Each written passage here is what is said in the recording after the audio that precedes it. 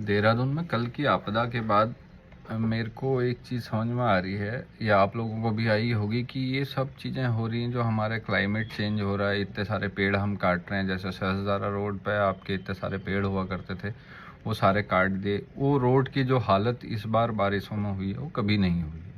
पिछले 8-9 साल से मैं भी देहरादून में हूँ, लेकिन मेरे को ये चीज़ें आज तक नहीं दिखी कि इतनी बारिश जितनी भी हुई उस रोड की कंडीशन ऐसी हुई हो। तो मेरे समझ में आ रहा है कि ये पेड़ों के काटने की वजह से हुआ है। आम लोगों के समझ में भी आ रहा है पेड़ों के काटने की वजह से हुआ है।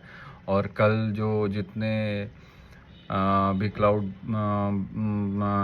ब्रस्ट हुआ था और जितना भी फ्लड हुआ था, बारिश आई थी, इतना नुकसान हुआ है, ये सब आपका जो हो रहा है वो बारिश की वजह से हो रहा है। बारिश इतनी क्यों हो रही है? पेड़ नहीं है, पेड़ों की वजह से हो रहा है। ये सारी चीज़ें हम लोगों के समझ में आ रही। तो क्या गवर्नमेंट को ये समझ में नहीं आ रहा है कि पेड़ इतने ज़्यादा नहीं काटने चाहिए, या विकास हमारा ज़रूरी है, लेकिन इस तरीके का विकास जो विनाश को आमंत्रित कर रहा है, क्या वो ज़रूरी है? इसी चीज़ को देखते हुए कल एक खबर मैं कहीं देख रहा था कि जो केदारनाथ रोपवे है वो फाइनलाइज होने वाला है, उसका अप्रूवल हो गया है।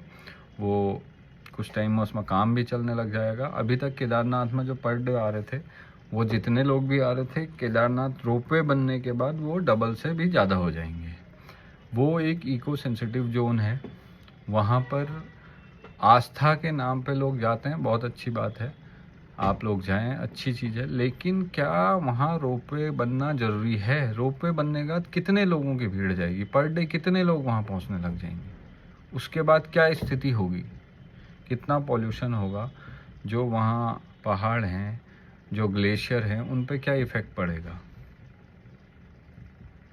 तो ये चीज़ सरकार को समझ में क्यों नहीं आ रही? सरकार में भी हम लोग जैसे ही, जो हम खाना खा रहे हैं वही खाना खाने वाले बैठ रहे हैं, वही लोग हैं, वही इंसान हैं। तो क्या उन्हें ये चीज़ नज़र नहीं आ रही है?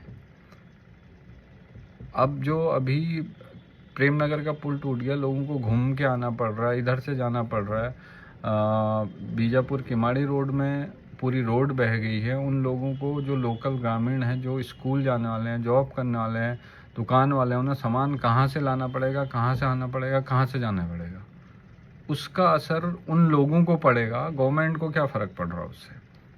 गवर्नमेंट का तो इवन फ़ायदा ही मानो, कॉन्ट्रैक्ट मिलेगा, रोड बनाएगा, पैसा आएगा। पैसा किसका? आम जनता का, आपका, हमारा टैक्स का पैसा। तो गवर्नमेंट क्यों समझना नहीं चाह रही? मेरे समझ में नहीं आता कि क्या गवर्नमेंट को समझ में नहीं आ रहा ये चीज़ें।